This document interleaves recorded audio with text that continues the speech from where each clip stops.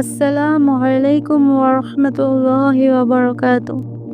প্রিয় দর্শক, আজকে আমরা আলোচনা করব ইসলামে খেজুরের গুরুত্ব ও ফজিলত। খেজুর শুধু একটি সুস্বাদু ফল নয়, ইসলাম ধর্মে এটি বিশেষভাবে গুরুত্বপূর্ণ ও বরকতময় খাবার হিসাবে গণ্য হয়েছে।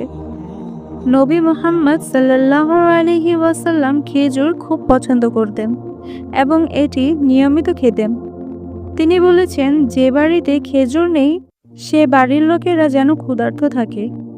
হাদিসে বলা হয়েছে, রাসূল সাল্লাল্লাহু আলাইহি ওয়াসাল্লাম সাধারণত 3টি খেজুর দিয়ে ইফতার করতেন।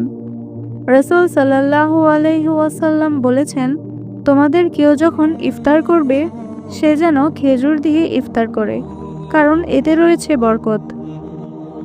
যদি খেজুর না পায় তবে পানি দিয়েই ইফতার করুক, কারণ তা পবিত্র। হাদিসে এসেছে, যে ব্যক্তি সকালে খেজুর খায় সে বিষ ও জাদুর ক্ষতি থেকে নিরাপদ থাকে। নবী সাল্লাল্লাহু আলাইহি ওয়াসাল্লাম শিশু জন্ম নিলে তার মুখে প্রথমে খেজুর চিবিয়ে দেওয়া সুন্নত করেছেন, যা তাহনিক নামে পরিচিত। ইসলামে খেজুর গাছকে জান্নাতের গাছ হিসাবে বলা হয়েছে। রাসূল সাল্লাল্লাহু আলাইহি ওয়াসাল্লাম বলেছেন, খেজুর গাছ মুসলমানের মতো, এর শেকড় মজবুত, ফল উপকারী এবং ছায়া দানকারী।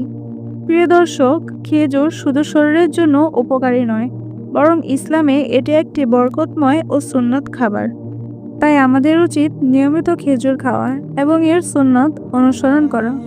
প্রিয় দর্শক, ভিডিওটি ভালো লাগলে লাইক করুন, শেয়ার করুন আপনার বন্ধুদের সাথে।